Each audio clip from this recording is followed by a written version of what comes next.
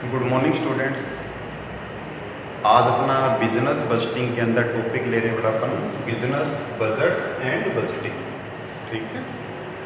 Budget क्या होता है? अभी आपसे पूछा जाए बजट क्या होता है, यानी चलो इसको अपन दूसरे वे में पूछें कि बजट है वो किसी भी वर्क से पहले प्रिपेयर किया जाता है या बाद में। तो आपका रिप्लाई होगा कि बजट तो पहले बनता है, उसके बाद में किसी भी कार्य को अपन कंप्लीट करते हैं या उस प्रोजेक्ट को कंप्लीट करते हैं। तो जो बजट होता है वो एक बड़ा फोरकास्ट होता है, किसी भी प्रोजेक्ट को करने से पहले या किसी भी कार्य को करने से पहले हम उसका पहले अनुमान लगाते हैं। ठीक है, इसको दूसरे वे में बोले तो अपन ये कह सकते हैं बेटा कि पास्ट की जो इवेंट्स है या पहले जो किया हुआ कार्य, उस कार्य को देखकर वर्तमान यानी प्रेजेंट टाइम के अंदर, पास्ट में किसी इवेंट या किसी कार्य को देखकर प्रेजेंट के अंदर अपन फ्यूचर में जो कार्य किया जाएगा या कोई भी अपन प्रोजेक्ट है वो फ्यूचर के लिए अगर अपन तैयार कर रहे हैं तो वो बड़ा प्रेजेंट टाइम के अंदर तैयार किया जाता है। इसके अंदर देखिए पास्ट, प्रेजेंट और फ्यूचर तीनों चीज़ बड़ा इसके अंदर इंक्लूड होगी, है ना। पास्ट के अंदर जो अपन ने किया है किसी इवेंट को, उसको देख के तो अपन क्या करते हैं, वर्तमान के अंदर बड़ा प्रेजेंट टाइम के अंदर एक पेपर वर्क करते हैं। बजट का मतलब कोई अपन कार्य को करते नहीं है, उस जो काम अपने को फ्यूचर के अंदर करना है उस काम के लिए, उस कार्य के लिए, उस प्रोजेक्ट के लिए अपन क्या करते हैं, एक पेपर के ऊपर एक एस्टिमेशन करते हैं, एक है ना प्रिडिक्ट करते हैं कि हमें फ्यूचर के अंदर ये प्रोजेक्ट करना है, इतना प्रोडक्शन करना है, इतनी अपने को सेल्स करनी है और उस सेल्स के लिए, उस प्रोडक्शन के लिए या उस प्रोजेक्ट के लिए हमारे एक्सपेंडिचर कितने होंगे, वो सब अपन बड़ा किसके अंदर काउंट करते हैं, बजट के अंदर करते हैं। ठीक है ना। बजट बड़ा प्रत्येक व्यक्ति बनाता है ना, अपनी फैमिली से रिलेटेड, अपने बिजनेस से रिलेटेड। यदि कहीं वो मान लीजिए ऐसे कंसर्न के अंदर काम कर रहा है तो ये उस कंसर्न के लिए या उस कंपनी के लिए भी वो बजट तैयार करता है। बजट का और भी बड़ा अगर अपन देखें कि मान लीजिए अपने से कोई कहते हैं कि हमें एक घर बनाना है, हमारे लिए मकान बनाना है, तो उस मकान की कॉस्ट कितनी होगी। हम कहते हैं कि वो मकान हमें किसी बने हुए मकान के को देख के कहते हैं कि हमें इस टाइप का मकान चाहिए, और वो उस हाउस को देख के, उस मकान को देख के बताएगा कि आपको अगर वो हाउस तैयार करवाना है, उसी टाइप से करवाना है, तो आपके 35 से 40 लाख रुपए वो लग जाएंगे। तो ये 35 से 40 लाख रुपए जो बड़ा बताएं वो एक एस्टिमेशन बताया है, उससे ज़्यादा भी हो सकता है, उससे कम भी हो सकता है, लेकिन नियर अबाउट होता है। हमेशा बजट वो माना जाता है बढ़िया जो हमेशा प्लस के अंदर हो, यानी जितना हमने टारगेट डिसाइड किया, यदि उस टारगेट के अंदर हमने उस प्रोजेक्ट को कंप्लीट कर लिया, यानी जो मकान है हमारा वो 35 से 40 लाख के बीच में कंप्लीट हो गया, वो हमेशा फेवरेबल बजट कहलाता है, यानी वो एक प्रकार से सही बजट है। यानी जितना एस्टिमेशन उसके अंडर है कि हमने क्या है कि उस कार्य को कंप्लीट किया। यदि बड़ा वो उससे ज़्यादा हो जाए, यानी अपने 40 लाख का अनुमान लगाया 35 से 40 लाख रुपए का, लेकिन बाद में पता लगा कि 35-40 लाख रुपए में तो वो आधा भी तैयार नहीं हुआ, तो वो बजट अपना फेवरेबल बजट नहीं होगा। ऐसा बजट के अंदर जो वेरिएंसेस है वो बहुत ज़्यादा होते हैं, और बजट के अंदर बड़ा वेरिएंसेस तो होने चाहिए, क्योंकि बजट वो एक्चुअल नहीं होता है, लेकिन ज़्यादा नहीं होना चाहिए, माइनर उसके अंदर वेरिएंस होने चाहिए, और वो भी बड़ा फेवरेबल हो तो वो बजट है वो बहुत बढ़िया माना जाता है इसके अंदर। ठीक है, बजट बड़ा मंथली भी हो सकता है ना, क्वार्टरली भी हो सकता है, हाफ ईयरली भी हो सकता है और ईयरली भी हो सकता है। यानी अपन देखें, जैसे देखते हैं कि कोई बिजनेस है, उस बिजनेस ने मान लो इस साल की जो उसकी सेल है वो मान लीजिए 50 लाख रुपए की उसने अपना टर्नओवर किया, पूरी साल के अंदर 50 लाख रुपए का उसने एजे मतलब बिक्री की है, यानी सेल्स की है। अब वो चाहता है कि अगली साल बेटा वो कहेगा कि मेरी जो सेल्स है वो कितनी बढ़नी चाहिए, तो 50 लाख थी, वो 50 लाख को कहेगा कि मेरी सेल है वो कम से कम है ना 20% बढ़े, तो वो कितनी हो जाएगी, 60 लाख। अब उसने बजट बनाया बड़ा सेल्स का, तो उसका जो उसने प्रिडिक्ट किया वो क्या किया, 60 लाख रुपए का जो टर्नओवर है वो नेक्स्ट ईयर, यानी जो उसका अगला साल जो आएगा वो 60 लाख रुपए की सेल उस पीरियड के अंदर, यानी उसका जो टर्नओवर है वो 60 लाख रुपए का होगा। लेकिन 60 लाख रुपए के लिए है ना, मतलब उसके टर्नओवर के लिए वो और भी कुछ बड़ा इसके अंदर डिसाइड करता है कि हम उसके लिए उसको परचेजिंग कितना करना पड़ेगा, उसके लिए उसके एक्सपेंडिचर कितने लगेंगे, वो सब बड़ा इसके अंदर बजट के अंदर डिसाइड होता है। जैसे अपन मार्केट में जाते हैं, मोबाइल फ़ोन लेके आ रहे हैं, ऑनलाइन क्लासेस शुरू हो गई आपकी, है ना, तो सबसे पहले बड़ा आप मार्केट में निकलने से जाते हो तो उसके अंदर जैसे ही आप उस व्यक्ति के पास गए वो सीधा आपको ये कहेगा कि किस रेंज में दिखाना आपको, किस रेंज का मतलब कि आपका बजट क्या है। कि कितने का दिखाएं, आपको 10,000 का लेना है, 15,000 का लेना है, 20,000 का लेना है, वो बड़ा क्या है बजट अपना, यानी बजट है प्रत्येक व्यक्ति बनाता है अपने जीवन के अंदर, रोजाना बनाते बेटा। तो ये अपने पढ़ना है। यदि बिजनेस से रिलेटेड है तो वो क्या कहलाता है अपना बिजनेस बजट, और बजटिंग क्या है बेटा वो भी अपन इसके अंदर डिस्कस करेंगे। जैसे देखो बेटा भारत के अंदर भी आप देखते हो कि जब अपना पहले तो फरवरी और मार्च के अंदर 2 अलग अलग बजट आते थे बेटा, रेलवे का अलग आता था और जो नॉर्मल बजट है वो अलग आता था। अब वो रेलवे बजट और अपना जो है ना बजट है बेटा पूरा जो फाइनेंशियल ईयर के लिए आता है उसको बेटा मर्ज कर दिया, यानी अब रेलवे के लिए अलग बजट और बाकी बजट है वो अलग से प्रेजेंट नहीं किए जाते बल्कि एक साथ ही दिए जाते हैं। तो जब बजट बनता है अपने भारत के अंदर बड़ा एक परंपरा रही है, अगर आपने कभी सुनी है पढ़ी है तो आपको अगर ध्यान है तो, कि जो अपना भारत के अंदर जब बजट बनता है यानी जब संसद के अंदर उस बजट को प्रस्तुत किया जाता है तो वित्त मंत्री उसके लिए बड़ा सबसे पहले एक हलवा तैयार किया जाता है। हलवा तो सबने खाया है ना, वो तैयार किया जाता है और जो वित्त मंत्री है वो बड़ा सबसे पहले वहाँ पे सबको अपने हाथों से हलवा परोसती है यानी सबको खिलाती है, उसके बाद में बजट है वो प्रस्तुत किया जाता है। अब थोड़ा सा आपको अलग लगेगा कि ये क्या मतलब हुआ, तो इसका कारण बड़ा ये है कि जैसे अपने फ्यूचर के लिए कोई फोरकास्ट कर रहे हैं, बढ़िया कर रहे हैं कि अपना भविष्य है उसके अंदर हम ये प्रोजेक्ट पूरा करेंगे, इसके लिए हमें रिवेन्यू प्राप्त होगी, रिवेन्यू को हम एक्सपेंडिचर पर करेंगे और हमारा जो बजट है वो फेवरेबल होगा। इसके लिए बड़ा जब अपन किसी शुभ काम को करते हैं तो सबसे पहले कहते हैं ना कि मीठे के साथ शुरू किया जाता है, मिठाई के साथ शुरू किया जाता है। तो जो ये अपना हलवा बेटा पुराने टाइम के अंदर एक अच्छी मिठाई के रूप में आज भी मानते हैं, तो वो इसलिए सबसे पहले मिठाई के साथ यानी मीठे के साथ बजट का शुभारंभ किया जाता है, संचालन किया जाता है। तो अपने ये एक परंपरा है। अगर आप कभी देखो मार्च अप्रैल के अंदर तो बजट प्रस्तुत होने से पहले आपको देखने को मिलेगा कि जो भी वित्त मंत्री है वो सबसे पहले क्या करता है बेटा कि हलवा इसके अंदर तैयार किया जाता है और वो सबको खिलाया जाता है, उसके बाद में जो बजट है वो प्रस्तुत किया जाता है। तो बजट का सिंपल सा मीन है बेटा, बजट का मतलब कि जो फ्यूचर है ना, जो एक्सपेंसेस अपने फ्यूचर के अंदर होने हैं, जो इनकम अपने को फ्यूचर के अंदर मिलनी है, उस एक्सपेंसेस के लिए या उस रिवेन्यू के लिए हम प्रेजेंट टाइम के अंदर एक पेपर वर्क करते हैं, कागजी काम करते हैं, जिसके अंदर हम अपना उसका एस्टिमेशन करते हैं, उसका एक अनुमान लगाते हैं, जो कार्य अपने को फ्यूचर में करना है वो बजट कहलाता है। अब ये बजट है बेटा, इसके लिए अलग अलग डेफिनेशन वगैरह दे रखी है, इसके तो मेन है तो फीचर्स वगैरह है, करेक्टरिस्टिक्स वगैरह है वो दे रखी है। तो नेक्स्ट इसके अंदर अपने इसकी डेफिनेशन देखते हैं बेटा। इसकी डेफिनेशन के अंदर दे रखा है, पहला जो डेफिनेशन है अपना वो है, जिसमें पहला जो डेफिनेशन दिया है अपने को वो है क्लेरेंस एल वॉन सिक्ल के अनुसार। इसने क्या बताया, according to Clarence L Von Sickle ने बताया है the budget is an estimate, है ना। बजट है वो एक एस्टिमेट है prepared in advance of the period to which it applies, यानी फ्यूचर के अंदर जो पीरियड है यानी नेक्स्ट टाइम जो अपना आएगा उसके लिए अपन ने एस्टिमेशन किया है एडवांस के अंदर, एडवांस में उसका बजट तैयार किया है, ठीक है। तो इसने अपनी डेफिनेशन में क्या बताया बेटा, the budget is an estimate prepared in advance of the period to which it applies, ठीक है। ये डेफिनेशन के अंदर बता रहा है आपको कि बजट एक प्रकार का अनुमान होता है, यानी एस्टिमेट का मतलब अनुमान ही है, जो किसी स्पेसिफिक है ना पीरियड के लिए, किसी विशिष्ट पीरियड के लिए पहले से ही क्या कर लिया जाता है, क्या किया जाता है। तो ये अपनी डेफिनेशन है, छोटी सी डेफिनेशन बेटा। इसी प्रकार से एक डेफिनेशन और भी है इसके अंदर, जो डेफिनेशन दी है इसके अंदर अपने, वो डेफिनेशन है H.J. वेल्डन के अनुसार। इसने बताया बेटा अपनी डेफिनेशन के अंदर budget is a standard. Standard का मतलब अपन पहले से ही एक प्रमाप निर्धारित कर देते हैं, एक स्टैंडर्ड डिसाइड करते हैं कि हमें को स्टैंडर्ड किस लेवल का चाहिए, है ना। कि अपने जैसे कहते हैं ना बेटा कि ये फर्स्ट क्लास है, ये सेकंड क्लास है ना, वही वाला स्टैंडर्ड यहाँ पे कि अपन पहले से कौन से प्रमाप किस स्टैंडर्ड के ऊपर काम करना चाहते हैं, फ्यूचर के अंदर किसको अचीव करना चाहते हैं,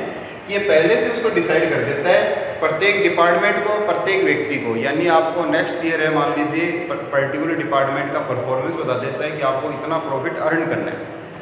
या ग्रुप ऑफ पर्सन उनको कह दिया जाता है कि आपको इतना टारगेट है वो अचीव करना है, तो वो पहले से उसका स्टैंडर्ड डिसाइड कर दिया जाता है।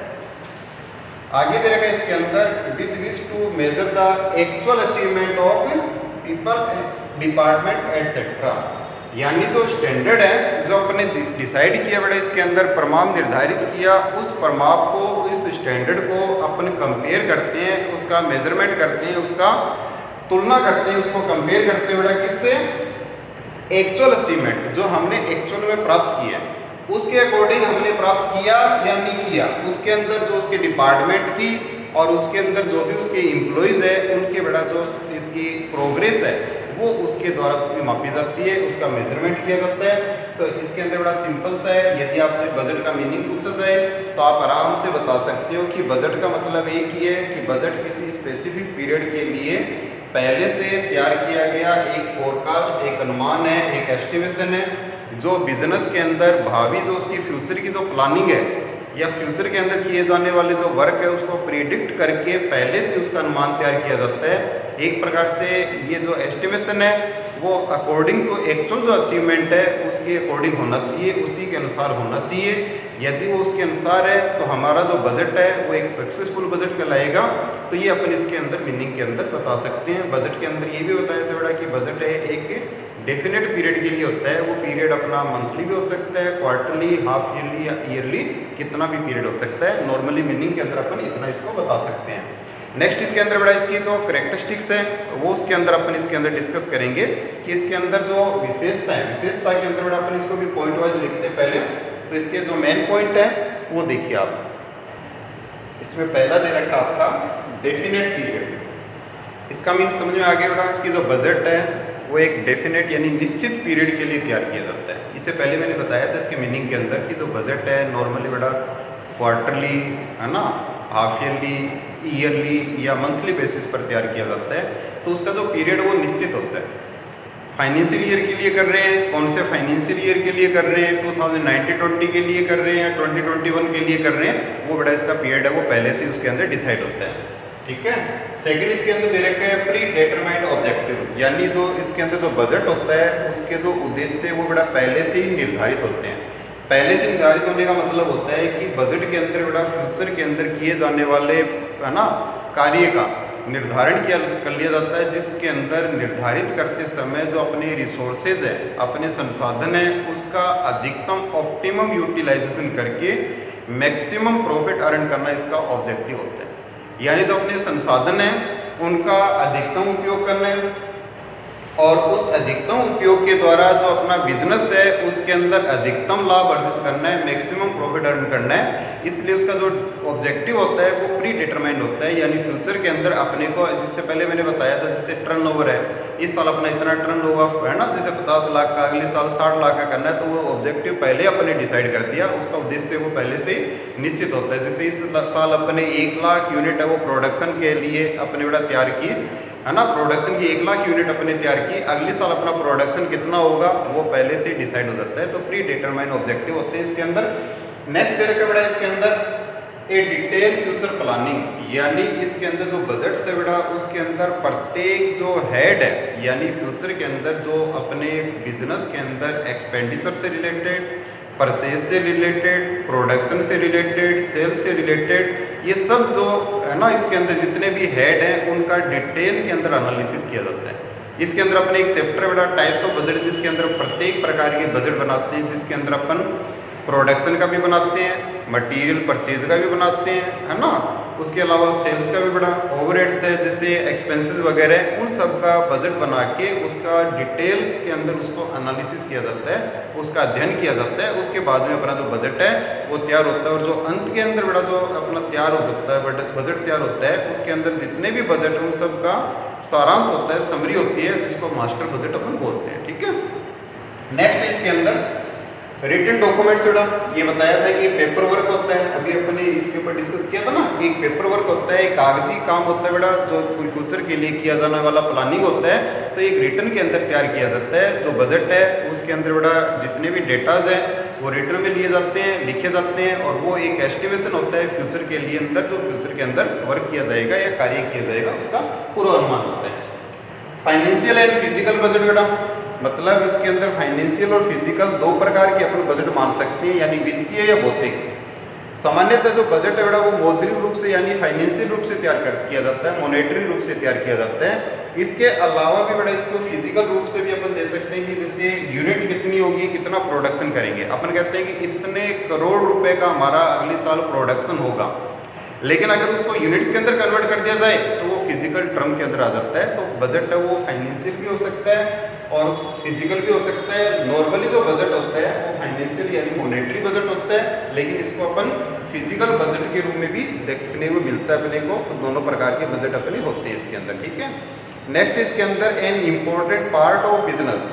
ये कह रहा है जो बजट है वो बिजनेस का एक इम्पोर्टेंट पार्ट है, इसको बिजनेस से अलग नहीं किया जा सकता। बिल्कुल सही है। अपन रोजाना बेटा अपने डेली रूटीन के अंदर फोरकास्ट करते हैं, अनुमान लगाते हैं, है ना। अब अपन जैसे बैठे बैठे अनुमान लगाते हैं कि अपने बिजनेस से रिलेटेड तो नहीं, लेकिन अपन अगर अपन सामान्य जीवन में लगाएं कि आज गर्मी ज़्यादा है या कम होगी, बारिश होगी या नहीं होगी, वो फोरकास्ट ही है कि अपन कहें कि आज हो सकती है, वो अपना एक फोरकास्ट नहीं होगी, वो भी एक अपना फोरकास्ट है। इसलिए बताया है कि बिजनेस के अंदर रोजाना बेटा जो बिजनेसमैन है उनको फोरकास्ट करना पड़ता है, अनुमान लगाना पड़ता है कि फ्यूचर के अंदर पर्टिकुलर गुड्स के अंदर तेजी आएगी या मंदी आएगी, यानी उसकी जो प्राइस है वो बढ़ेगी या कम होगी, वो रोजाना बेटा इसके ऊपर फोरकास्ट करता है। तो ये बिजनेस का एक इंपॉर्टेंट पार्ट है जिसको बिजनेस से अलग नहीं किया जा सकता। तो ये इसके अंदर बताया कि बिजनेस का महत्वपूर्ण अंग है। नेक्स्ट बेटा इसके अंदर budget is a parameter. Parameter का मतलब बेटा आप मानते हो ना कि एक संयंत्र के रूप में या एक यंत्र के रूप में होता है जिसके अंदर अपन उसका मापन करते हैं। अपने बड़ा बजट डिसाइड किया कि 60 लाख रुपए का सेल्स करेंगे। अगर अपने 60 लाख से ज़्यादा कर दी तो हमने अपने बिजनेस को एक सही डायरेक्शन में लेके गए हैं, यानी हमने जो बजट बनाया है उसके अकॉर्डिंग कार्य किया है और उसी के अकॉर्डिंग अपने टारगेट को अचीव किया। हमारी सेल्स बढ़नी चाहिए थी तो हमने उस सेल को बढ़ाया है और वो बढ़ी भी है। तो इससे अपने को बनता है कि अपने अपना जो बजट है उसके अनुसार कार्य किया। यदि उतना सेल नहीं हुआ तो अपन ये कहेंगे कि हमने जो काम किया है वो बजट के अकॉर्डिंग नहीं किया, जितना हमने बजट डिसाइड किया था वो उतना हमने उसके अंदर प्रोडक्शन या सेल्स वगैरह नहीं की। तो एक प्रकार से बड़ा ये पैरामीटर है, यानी इससे अपन मानते हैं कि बजट अपना फेवरेबल है या एडवर्स बजट है, यानी अपने पक्ष का बजट आया है, हमने जितना डिसाइड किया उतना हुआ है या उससे कम हुआ है, ठीक है। नेक्स्ट इसके अंदर अपना budget is a continuous managerial process. बेटा जो बजट है वो एक बजट कमेटी यानी जो अपना हायर अथॉरिटी होती है, टॉप मैनेजमेंट होता है बेटा, वो मेन काम उनका बजट बनाना, पॉलिसीज वगैरह डिसाइड करना, ये सब काम होता है। तो जो बजट बताया है कि एक प्रकार से कॉन्टिन्यूस मैनेजरियल प्रोसेस है बेटा, जो मैनेजरियल डिपार्टमेंट होता है यानी जो अपनी हायर अथॉरिटी होती है वो निरंतर रूप से बड़ा एनालिसिस करती है और एक प्रकार से ये बजट है ना बिजनेस के अंदर चलने वाली निरंतर प्रक्रिया है।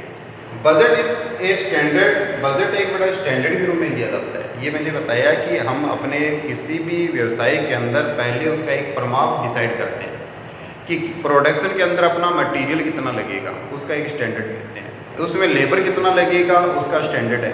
उसके बाद में उसके अंदर ओवरहेड्स एक्सपेंसेस वगैरह कितने लगेंगे वो स्टैंडर्ड है, सेल्स हमारा कितना होगा, क्वांटिटी कितनी होगी, प्राइस कितना डिसाइड होगा, उससे वैल्यू कितनी मिलेगी, वो सब बड़ा इसके अंदर एक स्टैंडर्ड होता है। उस स्टैंडर्ड को एक्चुअल से क्या किया जाता है, कंपेयर किया जाता है, यानी उससे तुलना करके हम बजट का डिटरमिनेशन करते हैं कि अपना बजट किस प्रकार का है। Budget is a mean of A communication, यानी बजट के द्वारा जितने भी विभाग हैं उन सभी विभागों के अंदर समन्वय स्थापित किया जाता है, यानी उनके अंदर कम्युनिकेशन है वो स्टेब्लिश किया जाता है बेटा बजट के द्वारा। बजट के द्वारा बेटा कैसे किया जाता है कि प्रत्येक विभाग के जो विभागाध्यक्ष है और एम्प्लॉइज है वो सब मिलकर बजट को तैयार करते हैं। हम ये नहीं कह सकते कि जो है ना ये मैनेजरियल प्रोसेस में बताया बेटा कि हायर अथॉरिटी तैयार करती है, लेकिन तैयार करने से पहले एक अनुमान लगवाती है, एक राय लेती है जितने भी डिपार्टमेंट्स हैं उनके एम्प्लॉइज से और उनके जो हेड है यानी जिनको अपन विभागाध्यक्ष बोलते हैं, है ना, तो उनसे राय लेके उसके बाद ही बजट तैयार किया जाता है। तो ये बजट है वो तैयार होता है किसी एक व्यक्ति से तैयार नहीं होता है, बल्कि एक डिपार्टमेंट से तैयार नहीं होता, बल्कि सभी डिपार्टमेंट उसके अंदर कम्युनिकेशन करते हैं, सहयोग करते हैं और उनके कम्युनिकेशन से ही और वो जो बजट है वो तैयार होता है बेटा। नॉर्मली अपनी जैसे पॉइंट है बेटा इसके अंदर करेक्टरिस्टिक्स के अंदर, ये पॉइंट बेटा आप इसकी करेक्टरिस्टिक्स के अंदर भी ले सकते हो। कई बार आपकी नेचर ऑफ बिजनेस बजट पूछ लिया जाता है कि नेचर ऑफ बजट क्या है ना, बजट की प्रकृति से आप क्या समझते हैं, तो उसके अंदर बेटा ये पॉइंट अपन पुट कर सकते हैं। तो ये आपका पॉइंट है। नेक्स्ट क्लास में बेटा नेक्स्ट पॉइंट अपन इसके अंदर डिस्कस करेंगे, ठीक है।